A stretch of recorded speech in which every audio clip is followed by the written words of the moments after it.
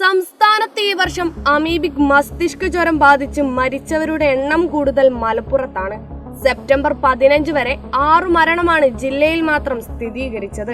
ഈ വർഷം 97 പേർക്കാണ് ഇതുവരെ അമീബിക് മസ്തിഷ്ക ജ്വരം ബാധിച്ചത്. അതിൽ 22 പേരും മരണപ്പെട്ടു. 2 വർഷത്തിനിടെ സംസ്ഥാനത്ത് ഏറ്റവും കൂടുതൽ അമീബിക് മസ്തിഷ്ക ജ്വരം സ്ഥിരീകരിച്ചത് തിരുവനന്തപുരത്താണ്. രണ്ടാമതായി മലപ്പുറവും.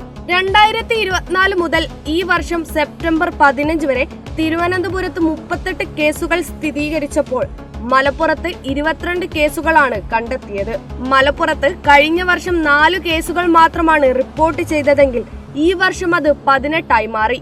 ആഗോളതലത്തിൽ 97% മാത്രം മരണനിരക്കുള്ള ഈ രോഗത്തിന് കേരളത്തിൽ മരണനിരക്ക് കുറവാണെന്ന് ആരോഗ്യവകുപ്പ് അവകാശപ്പെടുന്നു.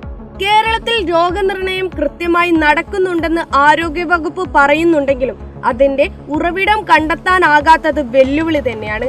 ഒഴുക്കില്ലാത്ത കുളത്തിൽ കുളിച്ചവർക്കാണ് രോഗം വരുന്നതെന്നാണ് ആരോഗ്യവകുപ്പ് ആദ്യഘട്ടത്തിൽ പറഞ്ഞിരിക്കുന്നത്.